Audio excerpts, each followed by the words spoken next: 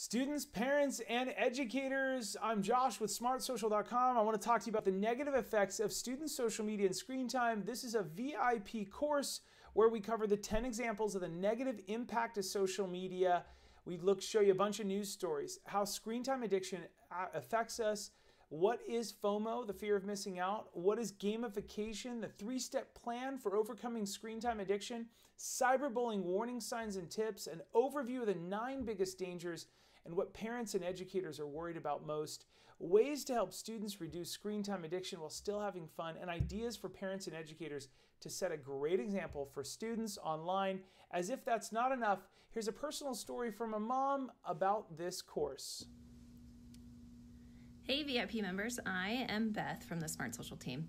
And as we were putting together this presentation for you about the negative effects of social media and screen time, a story came to my mind about when my daughter was really young, when she was a baby and I was transitioning from being a full-time working professional woman to staying at home and taking care of all the things that a baby needs.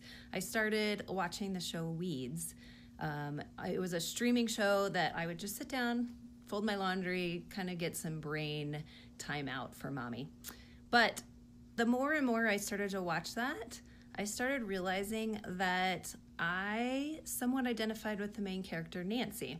If you don't know much about that show, Nancy is a drug dealer. So I have to say I have nothing in common with Nancy except the fact that I found myself more and more, every time I had a coffee cup, I had to have my cell phone with it. At that point, it was a BlackBerry. Remember, I was transitioning out of being a working person to being a full-time mommy. But just that feeling of anytime I had that coffee cup in my hand or anytime I had my cell phone in my hand, they had to go together.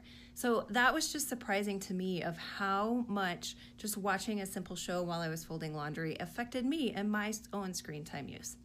The other part of that story is that when my daughter was a baby, we all thought it was hilarious when she would pick up the remote and put it up to her ear or kind of punch on the keys like she was using it as a phone. Looking back on that now that she's a preteen, I definitely see how my actions when she was a baby is affecting her now. I am very much more aware of how I use my phone, how I interact with my kids, and trying not to mix the two at the same time. For 2 reasons. One is that I really want that relationship with my daughter, not necessarily with my phone. And number 2 is that I want to set that good example for her of how to look somebody in the eye when you're having a conversation, or just to resist that temptation when that notification comes in and I'm doing something more important. So I hope sharing my story is a little bit of humor, a little bit of maybe some opportunity for you to look at your habits, and we're all doing our best. So stick in there, hang with it, mama. We're all in this together. All right, that's all about the VIP course, and we'll hope you'll take it. You can take this course by going to smartsocial.com and become a member. VIP members can log in to see this and all the other information. Thanks so much for learning more about the negative effects of student social media and screen time. We'll see you inside the VIP. Have a great day.